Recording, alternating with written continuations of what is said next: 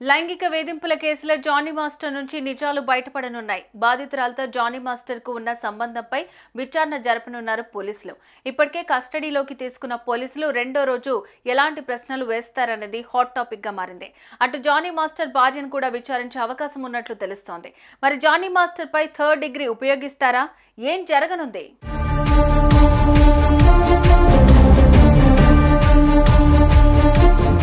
Assistant choreographer ను లైంగిక వేధింపులకు గురి చేసినందుకు గాను జానీ మాస్టర్ ను అరెస్ట్ చేసి కోర్టులో ప్రొడ్యూస్ చేశారు పోలీసులు.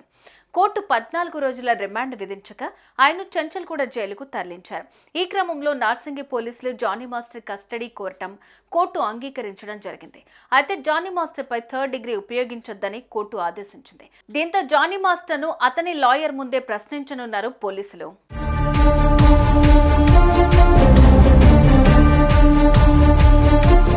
బాధితురాలతో పరిచయం ఎప్పుడు ఏర్పడింది? ఆమె మైనర్ గా ఉన్నప్పుడే లైంగిక దాడికి పాల్పడ్డారా?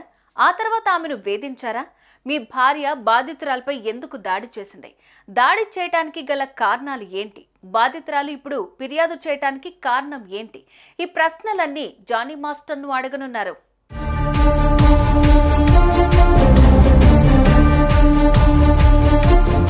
అంతేకాదు జానీ మాస్టర్ అతని భార్య సుమలత అలియాస్ ఆయిషా బాధితురాలి ఇంటికి వెళ్లి ఆమెపై దాడి చేయడానికి కారణం ఏంటి? ఎందుకు కొట్టారు? కొట్టాల్సినంతగా ఏం జరిగింది? ఒకసారి మాత్రమేనా మళ్ళీ దాడి చేశారా?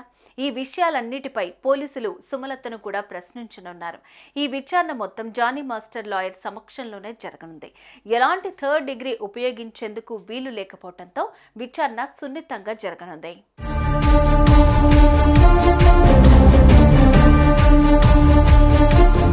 బాధితురాలు ఇప్పటికే కీలక సమాచారం ఇచ్చింది. వాటి ఆధారంగానే విచారణ జరగనుంది.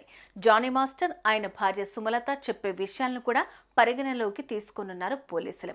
ఈ విచారణతో కీలక విషయాలు కూడా వెలుగులోకి రానున్నాయి. చూడాలి మరి ఏం జరుగుతుందో.